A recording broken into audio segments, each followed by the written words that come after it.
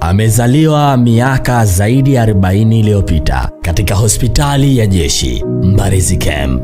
Amezaliwa kijana shupavu, mwenye kipaji, mwenye karama na kuburi, naye si mwingine ni Hussein Mohamed Msopa almaarufu Sharif Majini International.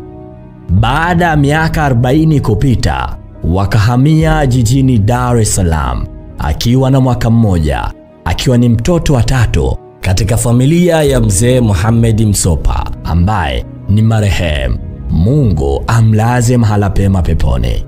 Walihamia katika mji wa Mabibo na maisha yake na masomo yake alisoma Mabibo jeshini au Mabibo Pogoroni. Shule hii ipo katikati mwa kambi za jeshi, na baada ya kumaliza masomo yake, Mungu akampa kipaji na akaanza kusoma elimu ya dini chini ya mjomba wake Sheikh Salum Juma Mwichengo, ambaye huyu ni mwanafunzi wa Sheikh Muhammad Ayubu wa Tanga, na alisoma elimu ya dini zaidi ya miaka 4, na baada ya hapo akaingia katika elimu ya ulinganiaji, yani masuala ya kuhubiri na kutoa maneno ya Mungu dini mbalimbali. Katika safari yake ya kwanza ya mambo ya ulinganiaji, alifanikiwa kwenda nchi mbalimbali ikiwemo Afrika Kusini, Malawi, Namibia, Angola, Zambia, Botswana.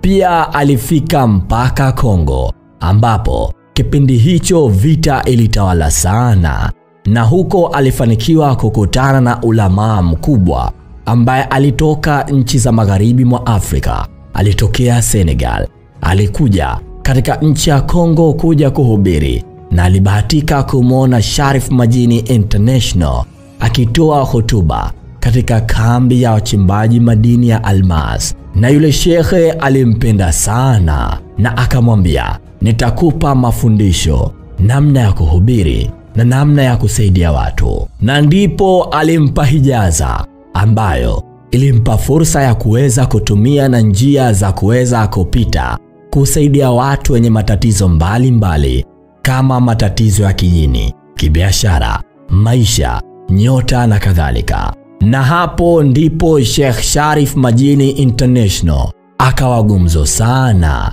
Yule shekhe akamchukua akampeleka Kinshasa. Alipofika Kinshasa, alikutana na Luten Kanali Adam Makawia ambaye alikuwa mstaafu wa jeshi, na alimwambia, twende kwangu Dar es Salaam, maeneo ya Mbezi Beach, ukafanye dua. Ndipo akakatiwa tiketi ya kutoka Kinshasa mpaka Lumumbashi, Lumumbashi mpaka Zambia, Zambia mpaka Dar es Salaam. Na elimu ya kutibia na taaluma aliipata Kongo katika mji wa Chikapa, ambapo huko almasi inatoka. Na katika safari zake zote, aliporudi Dar es Salaam, alianza kupita msikiti mmoja hadi mwingine. Watu walimpenda sana na kumkubali, kwani zaidi ya miaka 2 alikuwa amesafiri. Na aliporudi alipata mialiko ya kwenda nchi mbalimbali. Alikwenda Nairobi, Ethiopia, Hong Kong, pamoja na kisiwa cha Thailand huko Bangkok.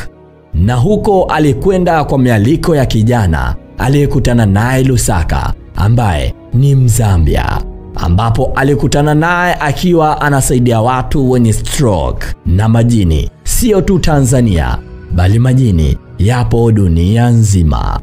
Sheikh Sharif Majini International, moja kati ya vitu vikubwa alivyovifanya Tanzania ni kufungua kituo kikubwa Zanzibar, maeneo ya Kariakoo, ambacho kilidumu kwa zaidi ya mwaka mmoja. Na baadaye aliporudi Tanzania, alifanya mkutano wa kwanza pale Diamond Jubilee, ambapo miongoni mwa watu waliohudhuria ni aliyekuwa Sheikh wa mkoa wa kipindi hicho ni Alhad Musa Salim. Lakini alifanya mkutano huo katika mikoa mengine kama Mwanza, Arusha, Moshi na Tanga, pamoja na mikoa mengine, ambapo huko kote alifanya kazi kubwa. Sheikh Sharif Majini alirudi tena Dar na kufanya mkutano mkubwa pale pale Diamond Jubilee, ambapo mara hii ukumbi ulijaa na hapakuwa na sehemu ya kutia mguu. Mamia na maelfu ya kina mama walihudhuria na alifanya maajabu makubwa ya kukusanya hirizi kwa sababu alifanya dua kubwa sana. Kweli.